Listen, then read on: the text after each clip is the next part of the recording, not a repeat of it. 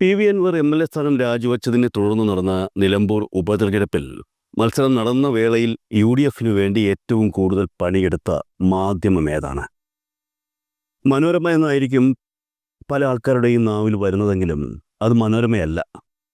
ഉറപ്പിച്ചു പറയാൻ കഴിയും അത് മീഡിയ വൺ ആണ് എന്ന്.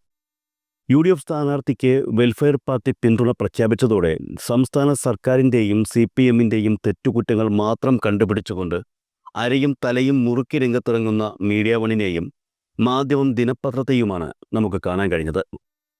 ജമാഅത്തെ ഇസ്ലാമിയുടെ പിന്തുണ വേണ്ട എന്ന് പറയാൻ ലീഗ് നേതൃത്വം തയ്യാറായില്ല എന്നുള്ളത് സംസ്ഥാന രാഷ്ട്രീയത്തെ തന്നെ അമ്പരപ്പിച്ചിരുന്നു.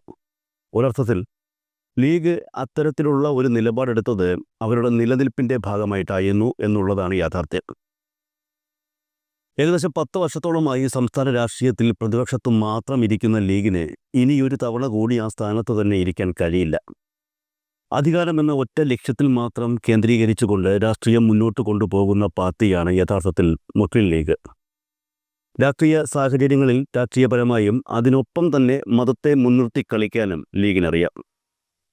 നിലമ്പൂർ ഉപതെരഞ്ഞെടുപ്പിൽ പരാജയപ്പെട്ട ഇടതുപക്ഷ സ്ഥാനാർത്ഥി എം സ്വരാജിനെ മതപരമായി ആദ്യം കടന്നാക്രമിച്ചത് മുസ്ലിം ലീഗിലെ വനിതാ നേതാവ് ഫാത്തിമ തഖ്ലിയാണ്. യഥാർത്ഥത്തിൽ ജമാഅത്തെ ഇസ്ലാമി വെട്ടിക്കൊടുത്ത വഴിയിലൂടെയാണ് ഇപ്പോൾ മുസ്ലിം ലീഗ് നടക്കുന്നതെന്നുള്ള ആരോപണങ്ങളും ഉയർന്നു കഴിഞ്ഞു. മതത്തിൻ്റെ പേര് പറയേണ്ടിടത്ത് മതത്തിൻ്റെ പേര് പറഞ്ഞുകൊണ്ട് തന്നെയാണ് ജമാഅത്തെ ഇസ്ലാമി നിലമ്പൂർ ഉപതെരഞ്ഞെടുപ്പിലും അവരുടെ പ്രവർത്തനങ്ങൾ നടത്തിയത് എന്ന ആരോപണവും ഉയർന്നിട്ടുണ്ട്. CPM-നെ കടന്നാക്രമിക്കുക എന്ന ലക്ഷ്യത്തിനു തന്നെയാണ് ഈ നിലമ്പൂർ ഉപതെരഞ്ഞെടുപ്പ് വേളയിൽ മീഡിയ വൺ ഏറ്റവും കൂടുതൽ ശ്രദ്ധ കൊടുത്തത്. മാത്രമല്ല CPM നിലമ്പൂരിൽ തോറ്റതിന് പിന്നാലെ എം സ്വരാജിനെ കേന്ദ്രീകരിച്ച് ഓരോ വിവാദങ്ങൾ ഉണ്ടാക്കിയെടുക്കാനും മീഡിയ വൺ ശ്രമിച്ചിരുന്നു. കേരള സാഹിത്യ അക്കാദമിയുടെ അവാർഡ് എം സ്വരാജിൻ്റെ പൂവുകളുടെ പുസ്തകം എന്ന കൃതിക്ക് ലഭിച്ചപ്പോൾ അതിൽ ഏറ്റവും കൂടുതൽ അസ്വസ്ഥരായതും ഈ പറയുന്ന മീഡിയ വൺ തന്നെയാണ്. എന്നാൽ പുരസ്കാരം പ്രഖ്യാപിച്ച മണിക്കൂറുകൾക്കുള്ളിൽ ആ പുരസ്കാരം താൻ സ്വീകരിക്കുന്നില്ല എന്ന് സ്വരാജ് പ്രഖ്യാപിച്ചതോടെ മീഡിയ വൺ ആ ചർച്ച അവിടെ നിർത്തേണ്ടതാണ്. എന്നാൽ സംഭവിച്ചത് അങ്ങനെയല്ല. എം സ്വരാജിൻ്റെ പൂവുകളുടെ പുസ്തകം എന്ന കൃതി കോപ്പിയടിയും മണ്ടത്തരങ്ങളും നിറഞ്ഞതാണെന്ന് ചൂണ്ടിക്കാണിച്ചുകൊണ്ട് ഒരു ചർച്ച വരെ മീഡിയ വൺ നടത്തിയിരുന്നു. മീഡിയ വണ്ണിൻ്റെ മാധ്യമപ്രവർത്തകനായ അജിംസിൻ്റെ നേതൃത്വത്തിൽ നടത്തിയ ആ ചർച്ച സത്യം പറഞ്ഞാൽ മാധ്യമലോകം കണ്ട ഏറ്റവും വൃത്തികെട്ട ചർച്ചകളിൽ ഒന്നാണ് എന്ന് എനിക്ക് നിസ്സംശയം പറയാൻ കഴിയും. ചർച്ചയുടെ ചില പ്രസക്ത ഭാഗങ്ങൾ നമുക്കൊന്ന് കാണാം. 14 പതിപ്പ് പുറത്തിറങ്ങിയ ഒരു പുസ്തകത്തിൽ ഭീമാബദ്ധങ്ങൾ, കോപ്പിയടികളും ഭീമാബദ്ധങ്ങളും നിലനിൽക്കുക. അതേ പുസ്തകത്തിന് നിലമ്പൂർ ഉപതെരഞ്ഞെടുപ്പ് കഴിയുമ്പോൾ സാഹിത്യ അക്കാദമി അവാർഡ് കൊടുക്കുക. എന്നിട്ടിപ്പോൾ സാഹിത്യ അക്കാദമി സെക്രട്ടറി CP അബൂബക്കർ വന്നിട്ട് മാധ്യമങ്ങളോട് പറയുന്നത് എന്താണ്? അത് അപേക്ഷിച്ചിട്ടല്ല, ഞങ്ങൾ 11 പേർക്ക് അപേക്ഷിക്കാതെ തന്നെ അവാർഡ് കൊടുത്തതാണ്. യഥാർത്ഥത്തിൽ പ്രശ്നം അവാർഡ് കൊടുത്തോ എന്നുള്ളതല്ല, ഈ പുസ്തകം ഒരു തവണ പോലും ആ ജൂറി വായിച്ചിട്ടുണ്ടെന്നുള്ളതാണ് പ്രശ്നം. അതിൽ ഏറ്റവും വലിയ ഭീമാബദ്ധമായിട്ട് എനിക്ക് തോന്നിയൊരു കാര്യം, പൂക്കളുടെ പുസ്തകത്തെ പറ്റി പറയുമ്പോൾ അശോകവൃക്ഷത്തിൻ്റെ പൂക്കളെക്കുറിച്ച് അദ്ദേഹം വിശദമായിട്ട് എഴുതി. ഞാൻ ഈ പുസ്തകം വായിച്ചിട്ടില്ല കേട്ടോ. അപ്പോൾ ഞാൻ അതിൻ്റെ ഈ പറയുന്ന ഓഡിറ്റിംഗ് കണ്ടിട്ട് ഞാൻ പറയുകയാണ്. അപ്പോൾ പുഷ്പിക്കാത്ത അശോകവൃക്ഷം സുന്ദരിമാരുടെ പാദസ്പർശമേറ്റാൽ പുഷ്പിക്കാത്ത അശോകവൃക്ഷം ഉടനെ പൂത്തലയുമെന്ന് മാളവികാഗ്നി മിത്രത്തിൽ കാളിദാസൻ എഴുതിയിട്ടുണ്ട് എന്ന് പറഞ്ഞിട്ട്, അപ്പോൾ നമ്മൾ മാളവികാഗ്നി മിത്രം ആണെന്ന് കരുതി താഴെ ഒരു സംസ്കൃത ശ്ലോകം കോട്ട് ചെയ്തിരിക്കുകയാണ്. അശോകവല്ലഭക്വാധ ശ്രതം ദുഗ്ധം സുശീതളം യഥാബലം പിബേത് പ്രാത ത്രിവാസ്രദർനാശനം ചക്രദന്തം. ഇതൊരു ശ്ലോകം. അശോകശീതളസ്തിക്തോഗ്രാഹി വർണ്യകഷായക ദോഷാപചി തൃഷാദാഹ കൃമി ശോഷ വിഷാസ്രജിത്. സ്കൂളിൽ സംസ്കൃതം പഠിച്ചിട്ടുണ്ടോ? ഇല്ല. സംസ്കൃത വാർത്ത കേട്ടിട്ടുണ്ട്. ഇതിലെന്താ പ്രശ്നം എന്നറിയാവോ? ഇതിപ്പോൾ മാളവികാഗ്നി മിത്രമാണെന്ന് കരുതി ഈ പുസ്തകം എഴുതിയാൽ സ്വരാജ് ഇതെവിടെ നിന്നും കോട്ട് ചെയ്യാണ്. അജിംസ് നല്ലൊരു മാധ്യമപ്രവർത്തകനാണ് എന്നാണ് എല്ലാവരും കരുതിയിരിക്കുന്നത്. സമാധാനത്തോടെ ചർച്ചകൾ നയിക്കുന്ന ഒരു വ്യക്തി. എന്നാൽ പുള്ളി ഇവിടെ പറയുന്ന കാര്യങ്ങളൊന്ന് ശ്രദ്ധിക്കണം. സ്വരാജിൻ്റെ പൂക്കളുടെ പുസ്തകം എന്ന കൃതിയിൽ അശോകവൃക്ഷത്തിലെ പൂക്കളെപ്പറ്റി സ്വരാജ് എഴുതിയിരിക്കുന്ന ഒരു ഭാഗത്തിൽ തെറ്റുണ്ടെന്നാണ് ഇദ്ദേഹം ചൂണ്ടിക്കാട്ടുന്നത്. എന്നാൽ അതിനൊപ്പം തന്നെ ഇദ്ദേഹം പറയുന്നൊരു കാര്യമുണ്ട്. ഞാൻ ഈ പുസ്തകം വായിച്ചിട്ടില്ല കേട്ടോ. ഞാൻ അതിൻ്റെ ഈ പറയുന്ന ഓഡിറ്റിംഗ് കണ്ടിട്ട് ഞാൻ പറയുകയാണ്, താൻ ഈ പുസ്തകം വായിച്ചിട്ടില്ല എന്ന്. പുസ്തകം വായിക്കാതെ പുസ്തക നിരൂപണം നടത്തുന്നു എന്ന പേരിൽ സ്വരാജിനെ ആക്രമിക്കുന്ന, അതിനൊപ്പം CPM-നെ ആക്രമിക്കുന്ന അജിംസിൻ്റെ നിലപാട് ജമാഅത്തെ ഇസ്ലാമിക്ക് വേണ്ടിയാണ് പ്രവർത്തിക്കുന്നതെന്ന് ആർക്കും മനസ്സിലാകും.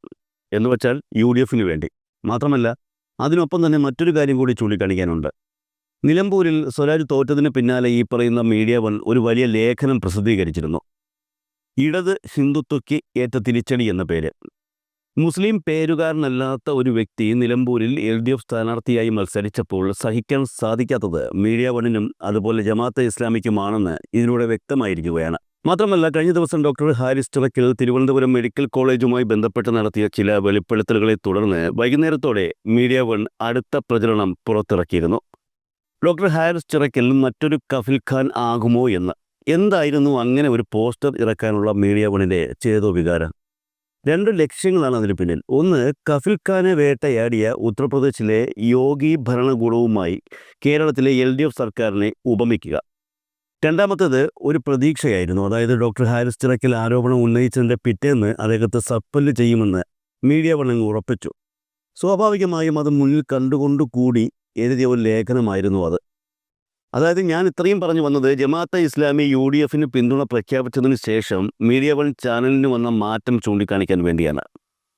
തികച്ചും ഇടതുപക്ഷ വിരുദ്ധമായ ഒരു നിലപാട് കൈക്കൊണ്ട് ഇപ്പോൾ മനോരമയെക്കാളും കൂടുതൽ UDFനെ സ്നേഹിക്കുന്ന തങ്ങളാണ് എന്ന് വരുത്തി തീർക്കാൻ പാടുപെടുകയാണ് മീഡിയ വൺ. അടുത്ത തവണ UDFനെ ഏത് വിധേനയും കേരളത്തിൽ അധികാരത്തിൽ കയറ്റിയ ശേഷം മാത്രമേ തങ്ങൾക്ക് വിശ്രമമുള്ളൂ എന്ന് മീഡിയ വണ്ണും അതുപോലെ തന്നെ ജമാഅത്തെ ഇസ്ലാമിയും തീരുമാനിച്ചിട്ടുണ്ട് എന്നാണ് തോന്നുന്നത്. എന്നാൽ എന്തോ ഇപ്പോൾ അക്കാര്യത്തിൽ ചില സംശയങ്ങളൊക്കെ ജമാഅത്തെ ഇസ്ലാമിക്ക് ആരംഭിച്ചു കഴിഞ്ഞു എന്നാണ് മനസ്സിലാകുന്നത്. അതെ, UDF അധികാരത്തിലെത്തുമോ എന്ന സംശയം ഈ പറയുന്ന ജമാഅത്തെ ഇസ്ലാമി പ്രകടിപ്പിച്ച് തുടങ്ങിയിട്ടുണ്ട്. പരോക്ഷമായിട്ടുള്ള ഈ ആശങ്ക പങ്കുവയ്ക്കൽ വരുന്ന നിയമസഭാ തെരഞ്ഞെടുപ്പിൽ UDFൻ്റെ നില പരുങ്ങലിലാണ് എന്ന് തന്നെയാണ് കാണിക്കുന്നത്. C Dawood, media one managing editor, Jamaat-e Islami സംസ്ഥാന കൂടിയാലോചനാ സമിതി അംഗം, ഇസ്ലാമിക ചിന്തകൻ, student charitable trust chairman, Jamaat-e Islami Moozhikkal പ്രാദേശിക അമീർ എന്നീ ചുമതലകൾ വഹിക്കുന്ന വ്യക്തിയാണ് നമ്മൾ ഈ പറഞ്ഞ ദാവൂദ്. മീഡിയ വൺ ചാനൽ ശ്രദ്ധിക്കുന്ന എല്ലാവർക്കും അദ്ദേഹത്തെ അറിയാം. കാരണം ചർച്ചകളിലൊക്കെ പങ്കെടുക്കുന്ന വ്യക്തിയാണ്. നിലവിൽ ജമാഅത്തെ ഇസ്ലാമിയുടെ കേരളത്തിലെ മുഖമായാണ് പുള്ളിക്കാരൻ അറിയപ്പെടുന്നത്. അദ്ദേഹം മാനേജിംഗ് ഡയറക്ടറായിട്ട് ഇരിക്കുന്ന മീഡിയ വൺ ചാനലിൽ ജമാഅത്തെ ഇസ്ലാമിയുടെ നയങ്ങളായിരിക്കും പ്രവർത്തിക്കുന്നത് എന്നുള്ളത് എല്ലാവർക്കും മനസ്സിലാകുന്ന കാര്യമാണ്. അതിൻ്റെ ഭാഗമാണ് ജമാഅത്തെ ഇസ്ലാമിയുടെ ഇപ്പോഴത്തെ UDF അനുകൂല നിലപാടുകളും LDF വിരുദ്ധ പ്രവർത്തനങ്ങളുമൊക്കെ. ഈ പറയുന്ന സി ദാവൂദ് കഴിഞ്ഞ ദിവസം ഒരു പ്രസ്താവന നടത്തിയിരുന്നു. UDF ഒരു രാഷ്ട്രീയ മുന്നണി എന്നതിലുപരി ഒരു സാമൂഹ്യ മുന്നണിയാണ് എന്നും അടുത്ത തവണ കൂടി UDF ഭരണത്തിൽ വന്നില്ല എങ്കിൽ കേരളത്തിലെ സമതുലിതാവസ്ഥ അപകടത്തിലാകുമെന്നുമായിരുന്നു ദാവൂദ് നടത്തിയ പ്രസ്താവന. യഥാർത്ഥത്തിൽ ഇതൊരു വെറും പ്രസ്താവനയല്ല. അടുത്ത തവണ UDF അധികാരത്തിൽ വരുമോ എന്ന കാര്യത്തിലുള്ള സംശയം ദാവൂദ് ഇവിടെ പരോക്ഷമായി പ്രകടിപ്പിച്ചിരിക്കുകയാണ്. UDF ഒരു രാഷ്ട്രീയ മുന്നണി എന്നതിലുപരി ഒരു സാമൂഹ്യ മുന്നണിയാണ് എന്ന് ദാവൂദ് പറയുന്നതിൻ്റെ അർത്ഥം ജമാഅത്തെ ഇസ്ലാമിയുടെ UDFിലേക്കുള്ള കടന്നുവരവിനെ കൂടി സൂചിപ്പിച്ചുകൊണ്ടാണ്. നമുക്കറിയാം, മലയാളികളെ സംബന്ധിച്ച് UDF ഒരു രാഷ്ട്രീയ മുന്നണി തന്നെയാണ്. LDF ആയാലും NDA ആയാലും അതിലൊരു മാറ്റവുമില്ല. ഇക്കാര്യത്തിൽ UDF മാത്രം ഒരു സാമൂഹ്യ മുന്നണിയാണ് എന്ന് ജമാഅത്തെ ഇസ്ലാമിയുടെ നാവായ ദാവൂദ് പറയുമ്പോൾ രാഷ്ട്രീയത്തിൽ ഉപരി മറ്റെന്തൊക്കെയോ കാര്യങ്ങൾ UDFിൽ ചെയ്യേണ്ടി വരുമെന്നുള്ള സൂചനയാണ് ആ സംസാരത്തിലൂടെ പറഞ്ഞു വയ്ക്കുന്നത്. രാഷ്ട്രീയം ഒരിക്കലും മതവുമായി കൂട്ടിക്കെട്ടാൻ പാടില്ല എന്നുള്ളതാണ്. എന്നാൽ നിർഭാഗ്യവശാൽ കേരളത്തിൽ അത്തരത്തിലുള്ള ചിന്തകളും പ്രവർത്തനങ്ങളുമാണ് നടക്കുന്നത്.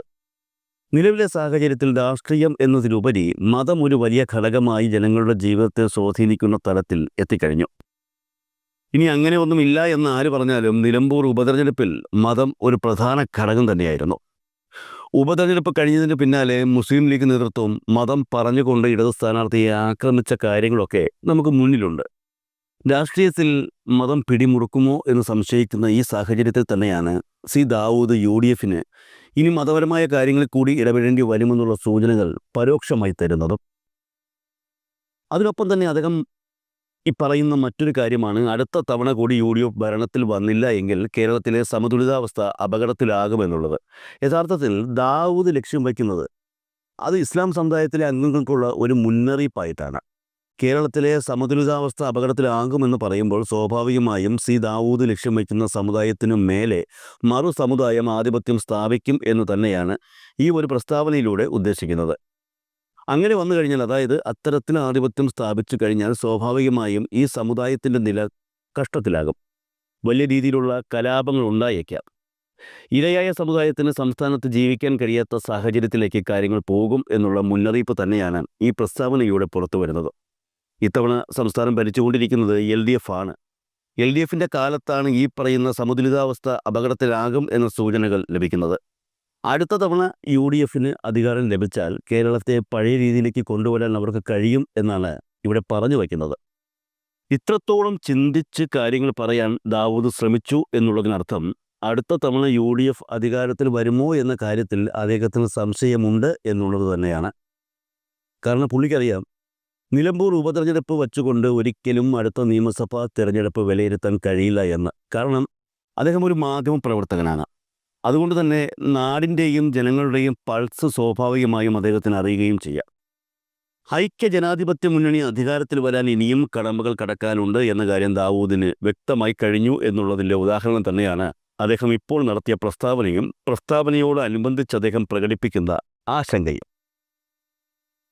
നിലമ്പൂരിൽ അരിവാൾ ചുറ്റിക നക്ഷത്രം ചിഹ്നത്തിൽ സ്വരാജ് ഇത്രയും വോട്ട് പിടിക്കുമെന്നുള്ളത് ദാവൂദ് ഉൾപ്പെടെയുള്ളവർ കരുതിയില്ല എന്ന് വ്യക്തമാണ്. മാത്രമല്ല, ഷൗക്കത്ത് വിജയിക്കുമെന്നും അദ്ദേഹം 25,000-ഓളം വോട്ടുകളുടെ ഭൂരിപക്ഷം നേടുമെന്നുമൊക്കെയാണ് UDF നേതാക്കളും പ്രവർത്തകരും കരുതിയത്. നാമത്തിലെന്ന് സിനിമ പിടിച്ച ഷൗക്കത്ത് എന്ന ഒരു ആത്മവഞ്ചകന് വേണ്ടി, ആത്മവഞ്ചകൻ എന്ന് ഞാൻ പറഞ്ഞതല്ല കേട്ടോ, ഷൗക്കത്തിൻ്റെ ശത്രുക്കളായിരുന്നവർ പലതവണ ഉപയോഗിച്ചിട്ടുള്ള വാക്കാണത്. അത്തരത്തിലുള്ള ഒരു ആത്മവഞ്ചകന് വേണ്ടി സകലതും മറന്ന് ജമാഅത്തെ ഇസ്ലാമിക്കാരും ലീഗുകാരും കളത്തിലിറങ്ങിയിട്ടും സ്വരാജിന് പാർട്ടി ചിഹ്നത്തിൽ ഇത്രയും വോട്ടുകൾ ലഭിച്ചത് തങ്ങളുടെ, അതായത് UDFൻ്റെ നില ഭദ്രമല്ല എന്ന് തന്നെയാണ് സൂചിപ്പിക്കുന്നത് എന്ന് അവർ രണ്ടുപേർക്കും മനസ്സിലായി കഴിഞ്ഞു. അതുകൊണ്ട് ഉറപ്പിക്കാം, ഇനി കാണാനിരിക്കുന്നത് ജമാഅത്തെ ഇസ്ലാമിയുടെ പുതിയ കളികളായിരിക്കും. കാണുന്നത് മിക്കവാറും മീഡിയ 1 TV യിലൂടെയും ആയിരിക്കും.